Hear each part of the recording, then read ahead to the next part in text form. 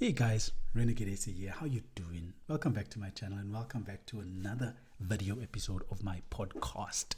Now today I want to ask you a question. We're talking rental agreements. Okay, so I want to ask you this here. Have you ever been in an unfortunate position like I have, where you had to forfeit a portion or even your full deposit when it comes to the end of your lease because the landlord found some damages in the premises you were occupying? Okay, now today I want to tell you that there is a way you can actually get that deposit, the portion or the full deposit that you lost, back, regardless of whether you did cause damages or not. Okay, now how is this possible? You're probably asking. It's all to do with procedure. Now I want to take you to a section in the Rental Housing Act. Now, if you don't know, the Rental Housing Act is basically legislation overseeing rental agreements. Okay, so you obviously get your tenant agreement when you move in, that you sign your contract, and now that tenant agreement must conform to the Rental Act. And if it doesn't conform to the section of the Rental Housing Act, then it's invalid.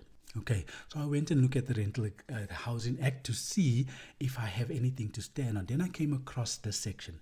Okay, now I'm going to put it up here on the screen for you to see, and I'm going to draw your attention to section 5 subsection 3e, which says, okay, firstly, the tenant and the landlord must jointly, before the tenant moves into the dwelling, inspect the dwelling to ascertain if there's any existence of any defects. Okay, I won't read the whole thing, but that basically normally, as we all know, that happens when you go view a place. You are walking through with the tenant. You may have a look. You check what's wrong, whether the plugs or all the globes there. You make a note. There's normally a tick page where you're like, okay, then the tenant would write or the landlord would write, okay, I need to fix this here, etc. before you move in. That takes place now. Okay, so now if you look at section F, which normally doesn't happen because it didn't happen to me, it says at the expiration of the lease, the landlord and tenant must arrange a joint inspection of the dwelling at a mutually convenient time to take place within a period of 3 days prior to such an expiration, with the view of ascertaining if there are any damages. Okay, so what happened was that meeting did not take place. However, they did the inspection on their own and they found damages, and which led to my portion of my deposit being forfeited. So now if we go down to section J, okay, it says there, now this is the important bit, right? It says failure by the landlord to inspect the dwelling in the presence of the tenant as contemplated in paragraph E or F is deemed to be an acknowledgement by the landlord that the dwelling is in a good and proper state of repair, and the landlord will have no further claim against the tenant, who must be refunded in terms of this subsection the full deposit plus interest by the landlord. Okay, so now there you have it. Okay, they are not allowed to touch your deposit if you were not there at the inspection at the end of your lease, and it must take place at least within 3 days prior to your expiration. Okay, so there you have a claim.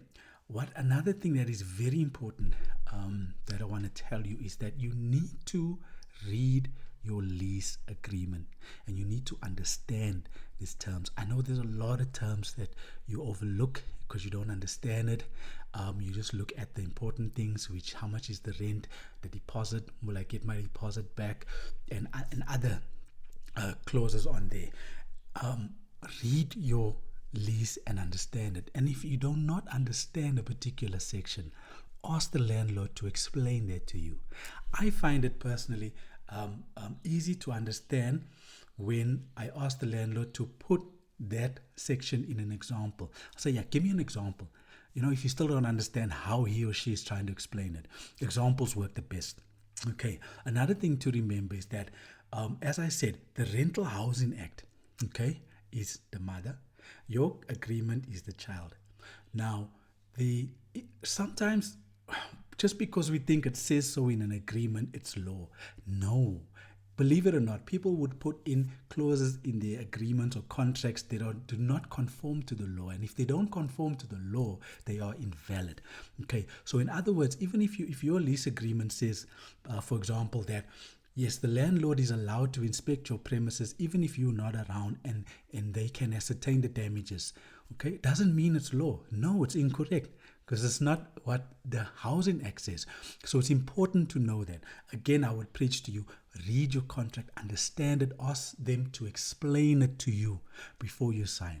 All right, I hope this was helpful. So if you've been in that position, there are ways, as you know, you can see you can claim, or if you are about to end your lease, there's a helpful tip for you to ensure that you are not screwed, in other words. All right, so I hope you found it helpful, guys. Drop your comments, your experiences, anything you'd like me to touch on. I just spoke on that specific section, and yeah, stay tuned for next week, another exciting episode where we'll discuss something else. So yeah, have a good week. Love you all. Take care. Ciao.